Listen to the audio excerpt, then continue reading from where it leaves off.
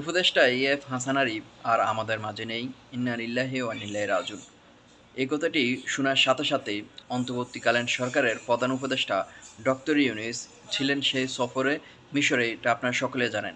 তারপর সে ছিলেন।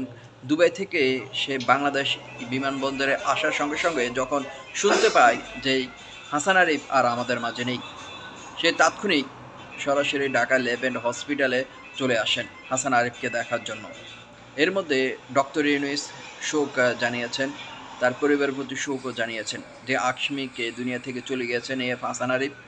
তিনি অনেক ভালো একজন মানুষ ছিলেন, দায়িত্ব পালন করেছিলেন, বয়সকাল ছিল তার 85 বছর। এর আগেও কিন্তু তত্ত্বাবধায়ক সরকার ফখরুল আহমেদের, তখন কিন্তু সেই দায়িত্ব পালন করেছিলেন সুন্দরভাবে। এখনও অন্তর্বর্তীকালীন সরকারের প্রধান উপদেষ্টার সহযোগিতা হিসাবেও তিনি কাজ করেছিলেন।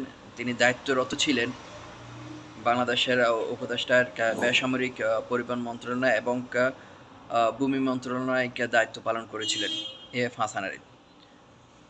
তিনি জ্যেষ্ঠ একজন আইনজীবীও ছিলেন। তার এই অল্প সময় যখন অন্তর্বর্তীকালীন সরকার সংস্কারের কাজ করছেন, এই সময় চলে যাওয়াটা অনেকে মেনে নিচ্ছেন না। ইতিমধ্যে কিন্তু সর্বদলীয় সবাই কিন্তু তার আকস্মিক চলে যাওয়াকে শোকের বার্তা জানিয়েছেন, তার বিদের আত্মার মাগফিরাত কামনা করেছেন। আগামীকাল এখন তো বাদে আশায় একটি জানাজা হয়ে গিয়েছে, আগামীকাল হাইকোর্টে আরও একটি জানাজা হবে, তার জন্য সকলে দোয়া করবেন।